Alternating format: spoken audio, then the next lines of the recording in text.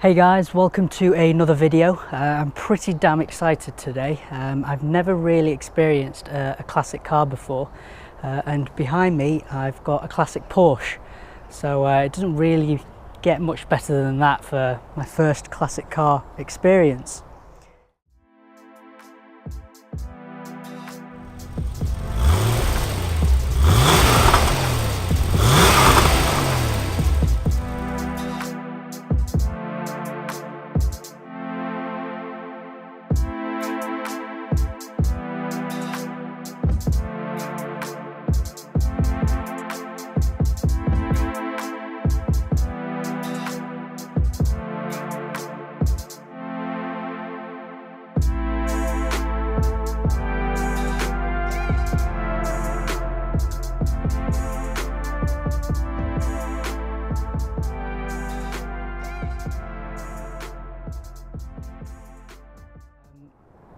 At the end of my last video, I did ask you guys what classic Porsche this might be.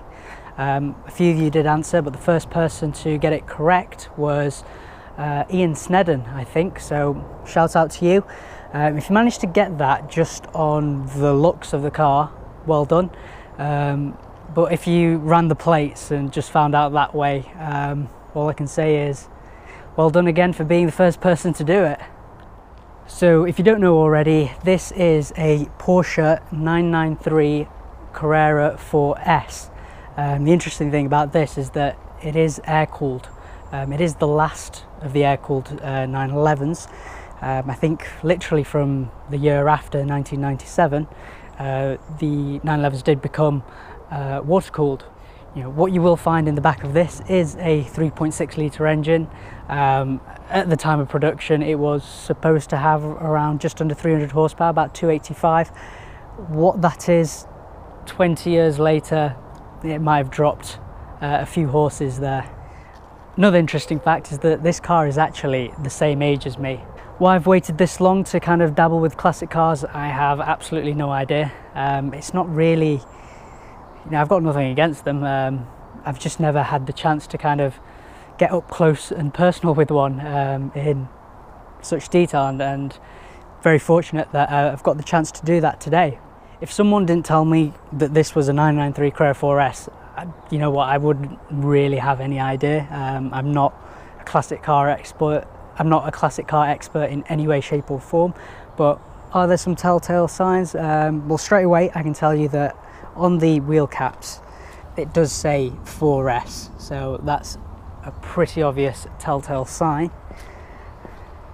What do you guys think of this rear wing? I think it's awesome. It's absolutely massive when you compare it to the rest of the profile of the car. It's not something you really see nowadays. And if you can hear a whirring in the background, I'll just show you now. So I actually did turn this car on about 5-10 minutes ago, and that's it cooling down basically. Right, let's take a look inside.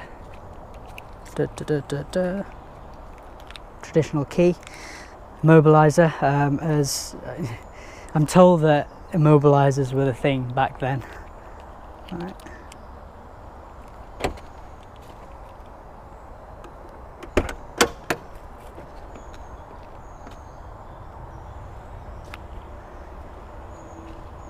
Now you do get a very stripped out nature, as you would expect of a car this old, but you know what, it's in really, really good condition.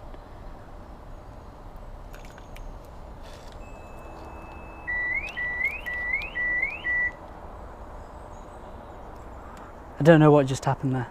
The main interest for me is to actually see how this car drives, because in today's world there's so much electronics behind you know, you turning the steering wheel and that feedback reaching the tires, you know, with all that power steering, etc, etc. The steering feel in my CLA 45 is completely numb, if I'm honest, in comparison to, say, the Cooper S that I sometimes drive. You know, this car doesn't have power steering, so I'm hoping I do get to feel that raw feeling of actually driving. So super excited, and I will get to the driving part very soon. First thing I notice is that the pedal box, I don't know if how much you can see there, it's really cramped, and it is slightly offset to the left. You know, if you had really big feet, you know what, there wouldn't be much room to actually move your feet. You know, as you're going on the clutch, you'll probably be pressing the brake pedal as well.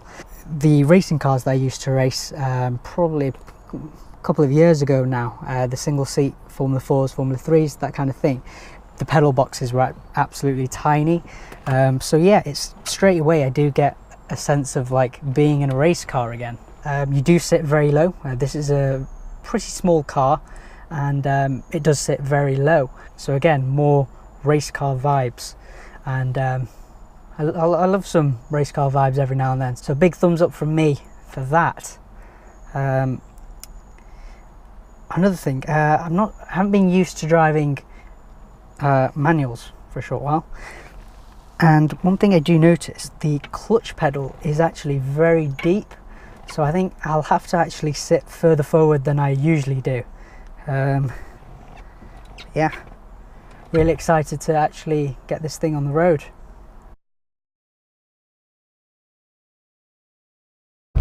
Now I'm actually doing this part of the video the next day, because as I got into it yesterday after I filmed the first part, yeah, the battery was flat, which is very strange because I'd started it literally 10 minutes beforehand and it was all fine. So I'm not too sure what happened there. The weather is, you know, standard British weather is a bit crap, and for that reason I'm not going to rag this thing. You know, it is a very valuable car, first time driving it, so I don't want to do anything too stupid, just really want to get a feel for it really. And straight away, you know, this is the closest thing I've got to in terms of being similar to some of the racing cars that I used to drive in the past. You know, as I've mentioned, there is no power steering, so you can literally feel absolutely everything in the road. Considering this gearbox is 21 years old, it's actually very good. The one series that I used to have obviously had a manual, but that was a normal car, but it was just dull, it was boring changing gears, whereas in this I'm actually really enjoying shifting through the gears. And you know, you've got that beautiful 3.6 litre in the back. Yeah, it doesn't create loads of power like the modern hyper hatches of today, but you know, the noise and the feel, it's all part of the experience. And you know, there's only so much power you can use on the road, so for me this feels really great.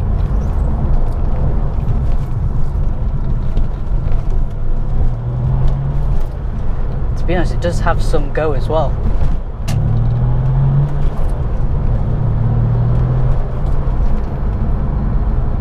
This thing does sound great. I'm not sure if it's picking up. Now, the thing with classic cars, you can almost look at them as like investing property. You know, when you buy a normal car, you buy it and every day that you drive it, you're losing money on it. Whereas with a classic car, you know, provided you pick the right one, it goes up in value. That's certainly happened with this 993 Carrera 4S. And you know, the advantage that it's got over a property, for example, is that you can't drive your house, can you? Whereas, you know, you can drive this, you can enjoy it, and you know, you're not losing money on it. Now the feeling is very strange because my feet are angled so far to the left. It's very strange. It's not that I'm sitting awkwardly or anything, it's just where the pedal box is, and you know, I've already said it's very, very narrow.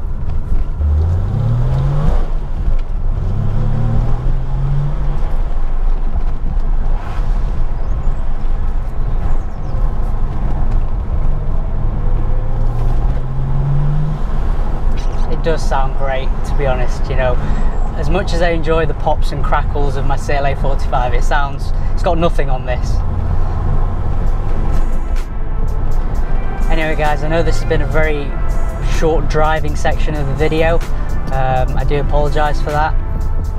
hopefully when the weather's a lot nicer, I can take this for a proper spin and really tell you guys how it feels, you know, when you're pushing it a little bit. You know, as I said, it's my first time driving it. I don't really want to wreck it on my first run.